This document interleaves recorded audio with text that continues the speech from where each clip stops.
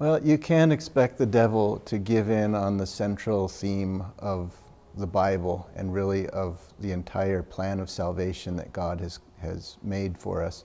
So no, the devil kept attacking the doctrine of justification, sometimes during Luther's lifetime, and then between the years of Luther's death, 1546, and the Book of Concord in 1580, there were 3 or 4 or more different subtle attacks on justification from different angles. All parties concerned continue to react against the Lutheran theology confessed in the Book of Concord, with the Calvinists with their concern for a double predestination in which justification becomes almost an addendum to the doctrine of predestination. Whereas for the Papists, you continue to have this curious mix of divine action and human action, the focus of which will vary according to their argument and their audience at the moment. And so sometimes you will have them saying things which can sound very Lutheran, but are intended to introduce some aspect of work for the human who is being justified. This is before we even get to the issue of the Arminians, where you then get into a decision theology where God has done his part, but all that's necessary is for us to do our small work, which is usually even narrowed down to the point of faith itself being a human work as opposed to a divine work in man, which is worked by the Spirit through the Word. Those were taken care of in the Book of Concord, in the Formula of Concord in 1577, and then published in the Book of Concord in 1580. The assaults continue, but in the Lutheran Church, the confession among the Orthodox Lutheran Fathers remains quite consistent and unvarying.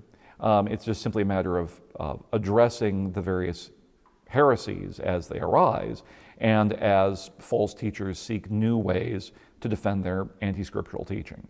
And so on the side of Rome, it was being attacked. Now, years later then, you also see it being attacked from within, even from within the University of Wittenberg faculty. There was a man who came along in the 1590s. His name was Samuel Huber. He was a Calvinist to begin with, but then he realized that Calvinism had a major problem. Calvinism taught that Christ didn't die for everyone, that he only died for the elect, whom God chose in eternity to be saved. And all those other people, God chose in eternity to be damned, and so he never sent his Son to die for that large group of people. And Huber eventually realized that that wasn't biblical, so he taught very strongly that Christ did indeed die for everyone, and was influenced by the Lutherans, and eventually came to Wittenberg and came into the Lutheran University there. And he began to teach together with the Lutheran University professors, Aegidius Hunius, Polycarp Leiser, and others. When Huber was brought in as a professor, the thought was, here's someone who has come out of this background, and that will help us in presenting the gospel clearly in such a way as to help combat those errors. Huber taught well for a while, and they praised him for his emphasis on Christ dying for all men, because of course we Lutherans believe that. But then they started to notice some quirky things in his doctrine that they had never heard before, like Christ had elected all men to salvation in a general election. And then there was also a particular personal election that comes along later for each individual. And together with that, he also taught this thing that he called a general justification or a universal justification. Those are his terms. In addition to a particular or a personal justification that comes along through the gospel when a person believes.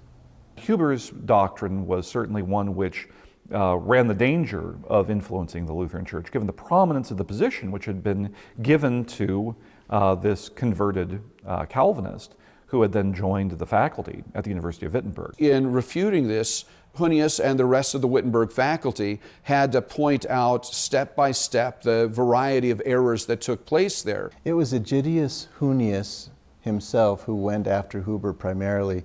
And Gnaeus, of course, the Book of Concord was 1580, and then in the 1580s following that, Calvinism was starting to creep into some of the German territories secretly. And it was Gnaeus himself who was chosen to go and root out the Calvinism from the German territory where the Lutherans were. And he was successful at that. So it was at the same time as Martin Chemnitz when he was writing and when he was alive still. And then it was just into the 1590s when Huber came to Wittenberg to begin teaching, and within about 2 years it was clear that he was teaching these false doctrines as well. The point that they recognize in Huber is that Huber is teaching that at some point prior to the present, and in other words, not in the lifetime of the sinner, there's a justification which has taken place for all human beings. And that just as in some of the modern controversies over justification, they will debate whether or not that general justification occurred at the moment of Christ's death, or whether it was something which occurred at the moment of his resurrection. So for Huber, it really doesn't matter whether it was something which happened as a general justification when the gospel is first proclaimed in Genesis 3:15, or whether it is something which happened at some indeterminate point in between that point and the crucifixion, or whether it happened at the time of Christ's death upon the cross. What matters for Huber, and for all those who hold a doctrine similar to his, is that it doesn't happen, it being justification, does not happen during the lifetime of the sinner, but is something which has already happened and happened for everyone. The faculty at Wittenberg couldn't take these other doctrines that Huber was teaching, this general election and this general justification. So they tried to get him to conform his words, his speech, and his teaching to the pattern of sound words that the Lutherans had developed in the confessions of the Lutheran Church, and that the Church had believed, and that the Scriptures teach. But he wouldn't. He doubled down and insisted, no, everyone has been elected in a general way, and everyone has been justified in a general way. So after he wouldn't back down from his doctrine, they had to debate him, and finally they had to expel him from Wittenberg for his false teachings.